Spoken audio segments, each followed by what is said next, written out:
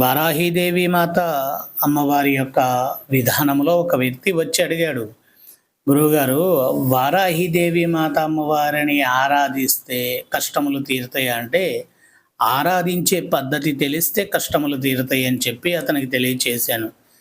అంటే నాకు ఒక సంకల్పం ఉంది. అది మీరు ఆ సంకల్పానికి తగినటువంటి విధానము కలిగిన పూజని తెలియచేస్తారా గురువుగారు అని అడిగాడు.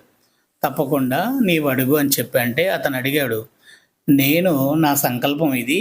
నా సంకల్పాన్ని నెరవేరాలంటే నేను వారాహీదేవి మాత అమ్మవారిలో ఏ పూజని నిర్వహించుకోవాలి అన్నాడు.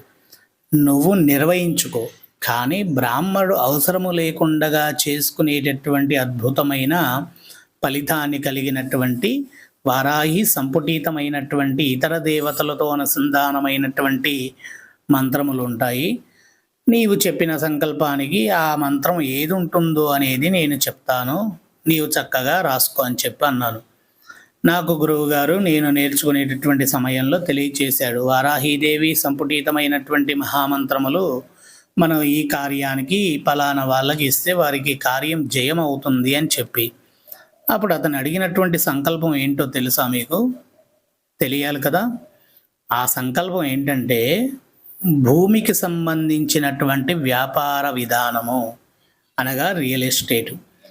అందులో అతను విజయం సాధించాలి అని చెప్పి నన్ను అడిగాడు. అడిగితే అతనికి నేను తెలియచేశాను, నీవు ఏదైతే వ్యాపారముతో ప్రారంభమయ్యేటటువంటి విధానము కలిగిన నీ రియల్ ఎస్టేట్లో నువ్వు వేసుకున్నటువంటి వెంచర్లు ఏవైతే ఉన్నాయో వాటిల్లో మట్టిని తెచ్చుకో. 1, 2, 3, 4, 5, 10, 15 ఎన్నైనా ఉండని, అన్నిట్లలోంచి కొద్దిగా మట్టి తెచ్చుకో.